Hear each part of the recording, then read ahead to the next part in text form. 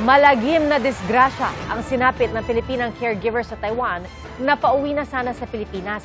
Patay ang caregiver matapos madamay sa karambola ang sinasakyan niyang van. 2 pang Pilipino ang sugatan. Saksi, si Jonathan Andal. Nakatigil sa highway sa Taiwan, 2 sasakyang ito matapos mabangga ng van ang kotse. Nag-usap ang mga driver nang biglang dumating ang isang humaharurot na SUV.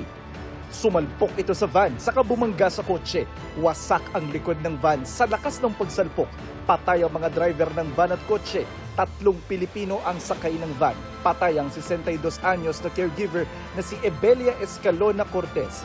Kwento ng anak ng biktima, nakaupo ang kanilang ina sa ikatlong hanay ng van.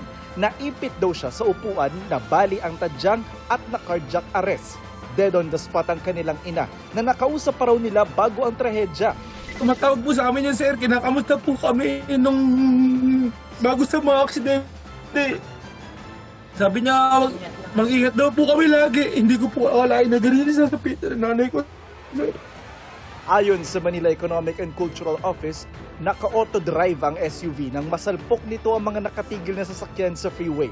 Sugatan ng driver ng SUV, gayon din ang amo ni Cortez at anak nito na kapwa-pasahero niya sa van. Papunta na raw silang airport pauwi sa Pilipinas nang mangyari ang trahedya noong August 19. 10 po kami magkakapatid, sir. 10 po kami magkakapatid.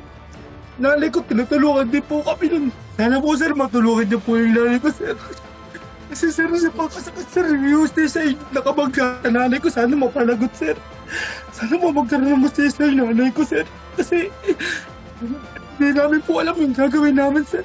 Kasi, wala naman po kaming kakayahan. Ayon sa MECO, handa silang tulungan ng pamilya ng nasawing Pilipina. Nakipag-ugnayan na raw sila sa Taiwanese Police, Immigration Authorities at iba pang kinauukulan.